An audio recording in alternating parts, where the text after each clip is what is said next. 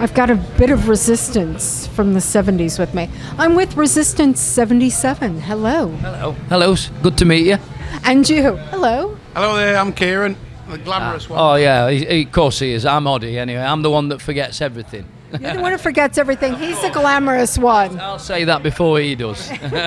You remembered to say it. I'm impressed.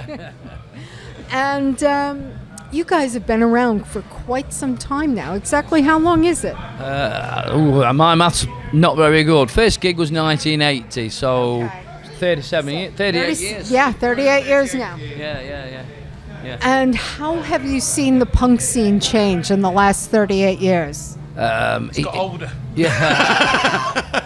Yeah, it's got.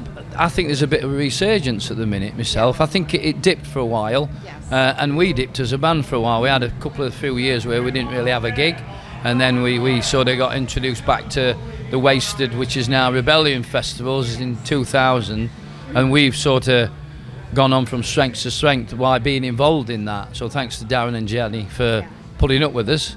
But I think at the minute it's quite vibrant. I think it's great. I think Daz probably enjoys it, having you on. Well, yeah, hopefully he does anyway. You've been on more than once, he does. And you guys, Rebellion isn't the only big festival you're playing. You're going up to playing punk rock bowling in the States coming up, yes? Yeah, we can't wait for that one. That's another box ticked, something we want to do for a while. And we're on it this year, so we're buzzing. Can't wait. Yeah. It's a huge festival. For those who don't know, it's kind of like Rebellion on steroids in America. Yeah, really? Sounds about right, yeah? Well, we're in for something there then, aren't we? Definitely. Let's just hope they can understand Derbyshire accents. Yeah.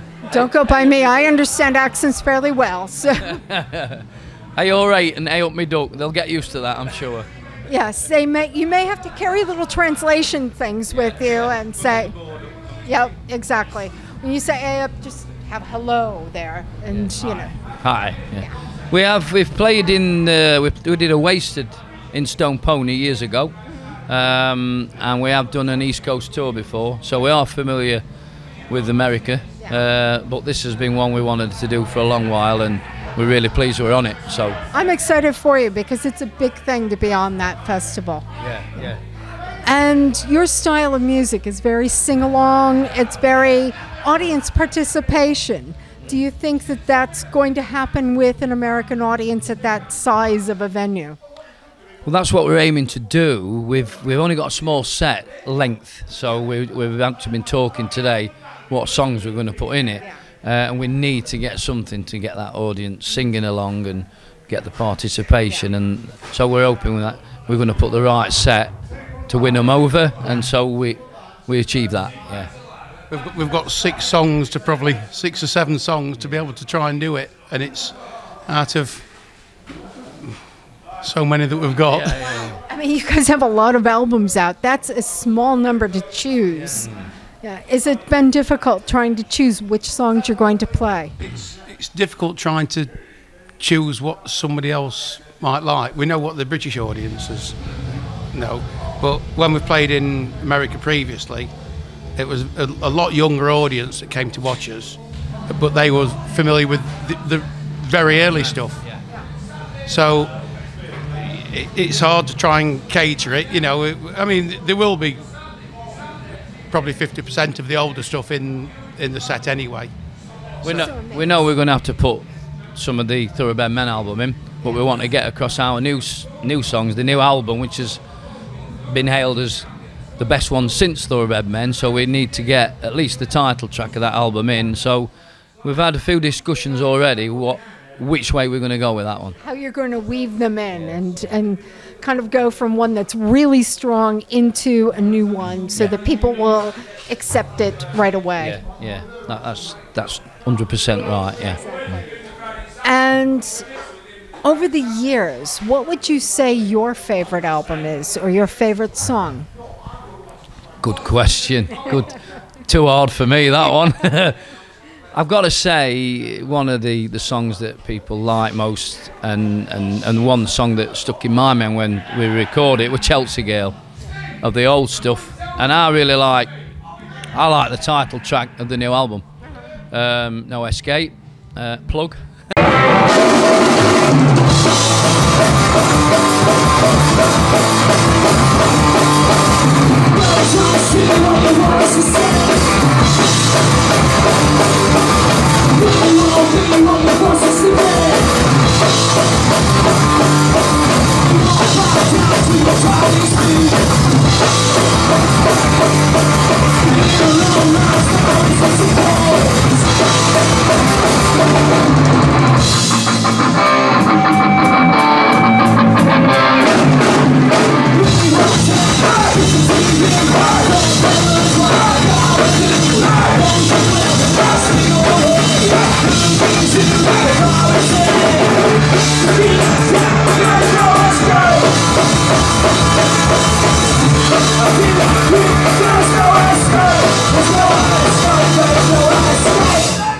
And of course, True Punk and Oi, which has become our anthem. Yes. So those three for me.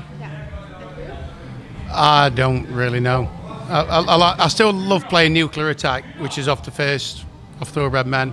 It's just my favourite. It's just a good one to play. Always liked it. Probably True Punk and Oi, because it is a popular song. But I think there's a few that we've done that the such obscure ones where I was more happy with the lyrics that I've written with the song, and I think the more challenging lyrics, even though the songs themselves don't really lend themselves to being played live. So you know, we did. Well, there's a few that, and I think he really did. I can't even remember the title of it now. What's the one that finished writing on the day in the studio? That you've never seen the lyrics for. Yeah, that we're never doing again. I again. think it's the best one he sung. Death Is My Release. Yeah. And it was about, I can't remember the fella's name, who I think he killed his wife in America and blah blah. There was a story behind it, and it was a fella who lived not far from where I am.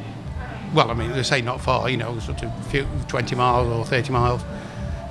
But it was about something, and I felt quite proud of the lyrics that I wrote, even though it was totally detached from what we normally write about, and I just plonked them to him in the studio and say, get these, and he did it really good.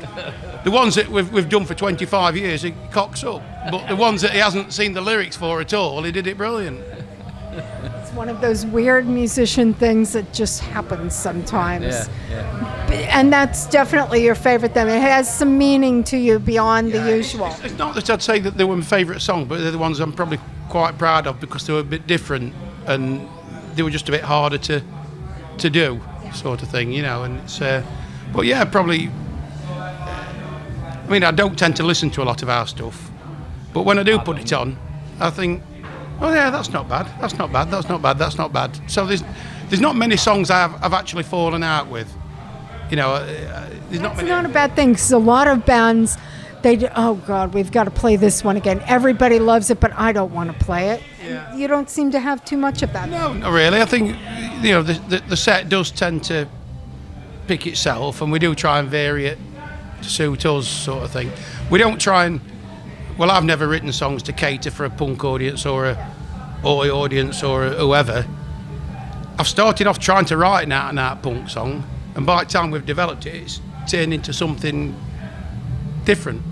So it just, whatever comes out, and that's our stuff, and that's it. I think that's brilliant, and I think that's the best way to do it.